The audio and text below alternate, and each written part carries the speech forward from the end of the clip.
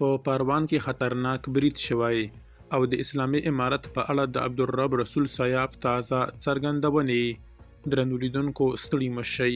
د ملي مقاومت په نوم ډلې یادونه کړې چې په پروان کې یې د اسلامي امارت یو سرتیری وژلی او 2 نورې ټپیان کړي دي.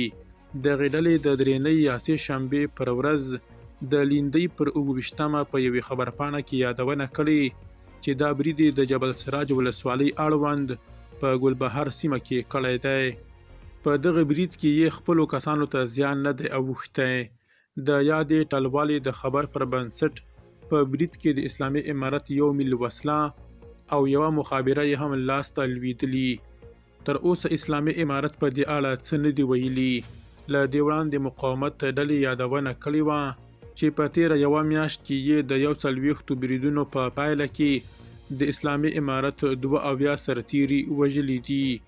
عبدالرب رسول سیاف وایي د خپل منځي اختلافونو له منځه وړلو او سولې ته د رسیدو یوازینۍ لاره خبرې اترې پیلول دي.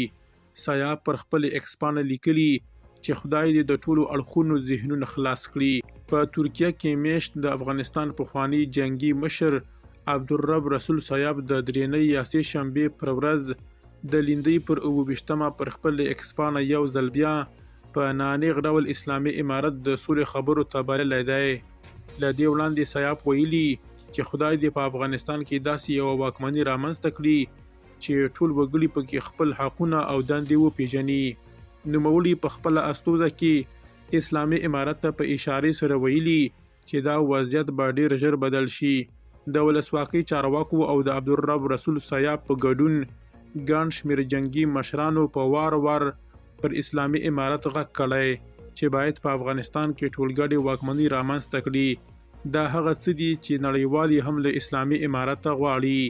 خو د اسلامي امارت چارواکي بیا د دغو غوښتنو په غبرګون کې وایي چې افغانستان د ټولو افغانانو ګډ کور دی او ټول کولی شي په بشپړ امنیت کې په هیواد کې ژوند وکړي، خو هیڅ چاته په واکمنۍ کې برخه نه ورکوي. درنو لیدونکو له ملتیا مو مننه.